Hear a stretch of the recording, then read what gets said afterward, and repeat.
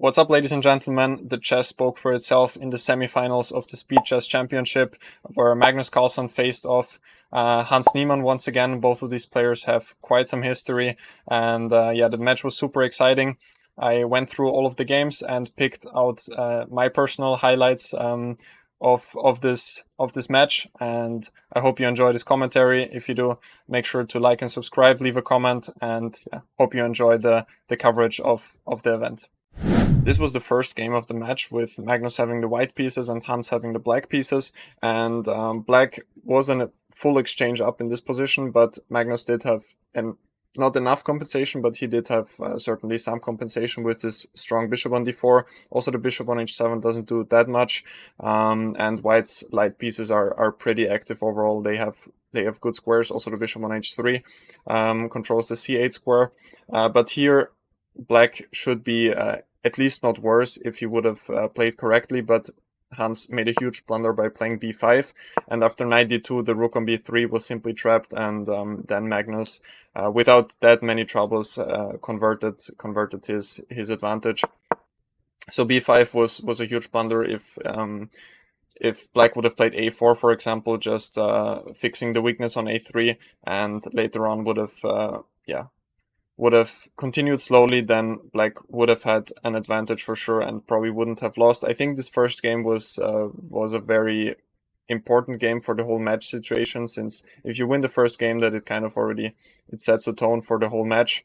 So a very decisive game for the match overall, I would say. And this move b5, just a big blunder, which then gave the lead already to Magnus in the first game. After a draw in round 2, Magnus played a brilliant game in round 3 of the match. Here he had the white pieces, Hans was black, and Magnus just, you cannot put it differently, he just crushed Hans in this game. Magnus just played absolutely brilliantly.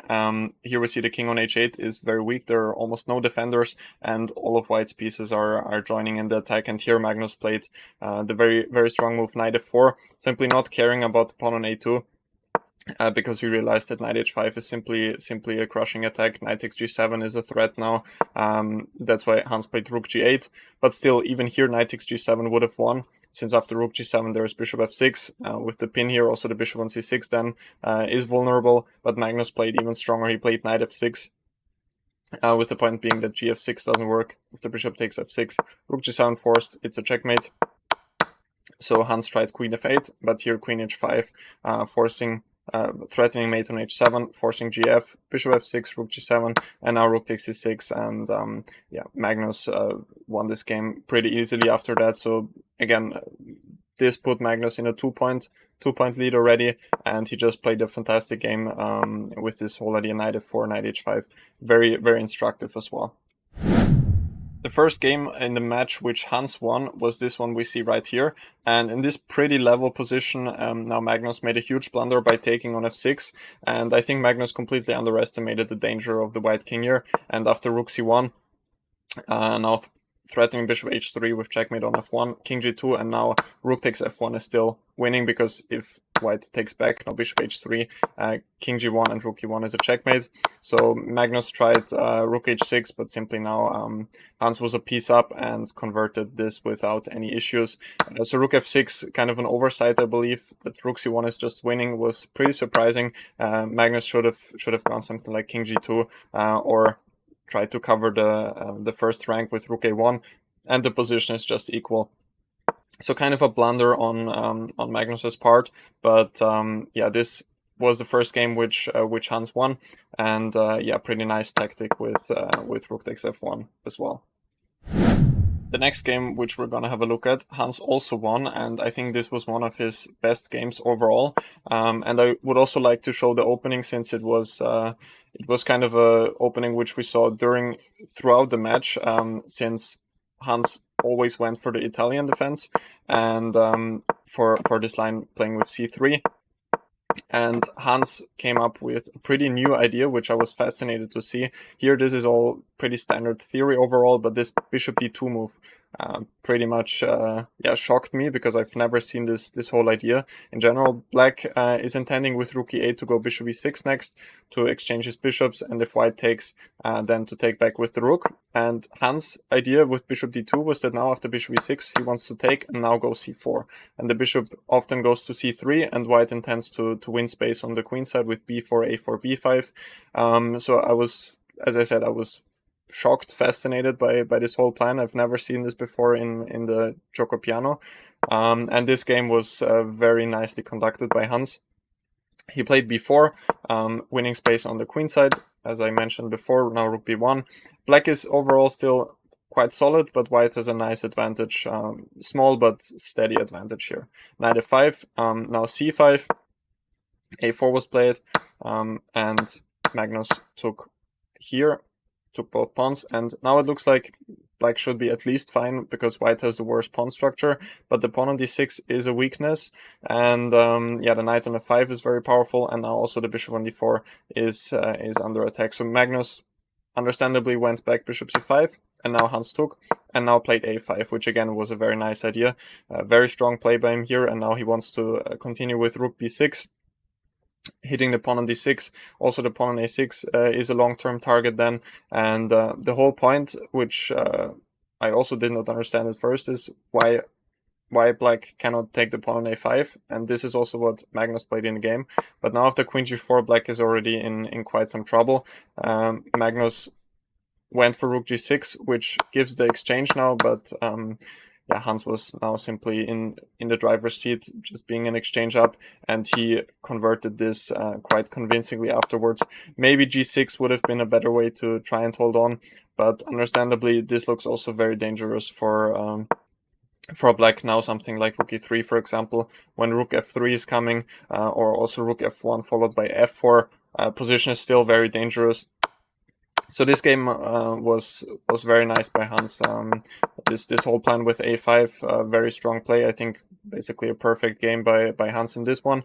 And I would also like to again mention this whole plan with bishop d2, a very nice idea. And I think we will see this line a bit more in the future, since Hans has played it so often. I think there will be many more people that will copy him when it comes to this line. In this next game, I would like to have a look at. Hans was a piece up here, but Magnus did have some play. The black king on g8 is weak. Now in this position, there's a mate threat on g7.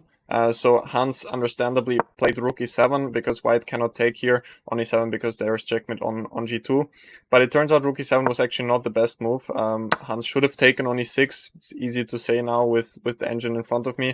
And after f e6, something like knight f4. The knight on e6 was simply too powerful of a piece, so it had to be eliminated. And now Hans is winning, because he has two pieces for a rook.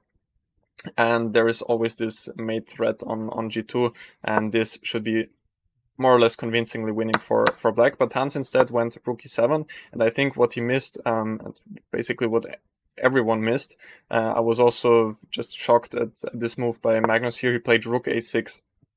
So as I mentioned before, queen e7 doesn't work because queen takes g2 is checkmate.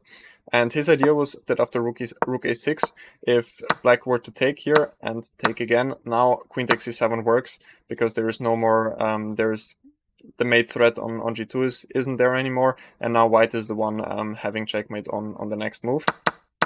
So Hans went queen d7 back, but after rook b6, now the position was not easy anymore, because now the rook came from a5 to b6, where it is more active, also hitting the pawn on d6.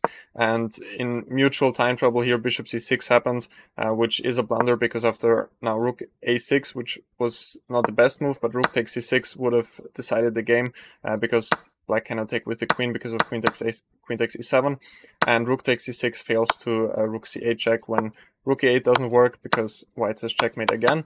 And if rook c8 now, then white can take and take again on e7. So rook c6 would have been a way to end the game immediately, but rook a6, which was played in the game, also puts a lot of pressure on black, and Hans now blundered with knight f4. Apparently rook e8 was the best try, but again, pretty hard to understand all of this. I'm not sure what happens after rook c6 now. Turns out that here there is rook takes e6, very important, because again, queen c6 doesn't work because of queen g7 mate, but rook e6 apparently is a draw after queen takes c6, and now white has perpetual check with queen h4. But he played knight f4 also with just seconds on the clock. I think it's impossible to defend this position as black. And now rook takes e6 still won the game. F e6, queen e6, and white is just up a couple of pawns, and the king on g8 is still weak. So yeah, rook takes e4, picking up another pawn, and Magnus won this game. I was just super fascinated by this whole plan with rook a6, totally out of the blue, and it just shifted the whole momentum. So Hans should have taken on e6 here, and after knight f4, I think it becomes easier to play as black, and then he would have had great chances to win the game. This was another super dramatic game with many twists and turns, and here Magnus was basically simply a whole piece up, but Hans just came up with, at least practically speaking, a brilliant idea to keep on fighting. Here he played rook e1 with the idea of rook takes d4, and after rook g8 he still went rook takes d4. And white is completely lost here according to the computer, but practically it makes things a lot harder. Rook takes g7, f takes g7, this happened in the game. And now white always has this pawn on g7, which is only one square away from promoting to a queen. And black cannot take on d4 because after rook e8, now he would simply be winning. So Magnus played f6, and now c5, another very nice practical try with the idea that after d5 now rook takes d5 works, and cd5 fails to bishop d5, and now white is at least not worse anymore with g8 queen to come. So Magnus played queen g8, rook takes d6, king c7, rook f6, queen g7, and black is still completely winning here according to the computer, but at least practically it's far from easy, and Magnus soon went into the wrong direction here after a couple of moves, rook f2, rook f7. This was maybe the first step into the wrong direction. After rook f7, queen f7. Now I think he might have missed bishop g6. Also, both players played with seconds on the clock. Now black cannot take because after f7, white is promoting, and black cannot do anything about it. So Magnus played queen f8, f7, and now it's already pretty difficult for black to come up with a plan because white simply wants to take on h5 and then maybe slowly start pushing these pawns, and the queen on f8 is stuck forever there. Whenever it moves, white has f8 with a promotion. So Magnus, I think, panicked and played h4, but after gh now Hans simply started pushing these pawns, and after h6 now bishop f7, and all of a sudden Hans was winning in this game, but it later on took another dramatic turn because then Magnus found some way to have a perpetual check, even though objectively it should have been winning for white. For example, now rook f1 might have been the smartest way. Now the rook defends the first rank, and the king most likely will find a safe haven here.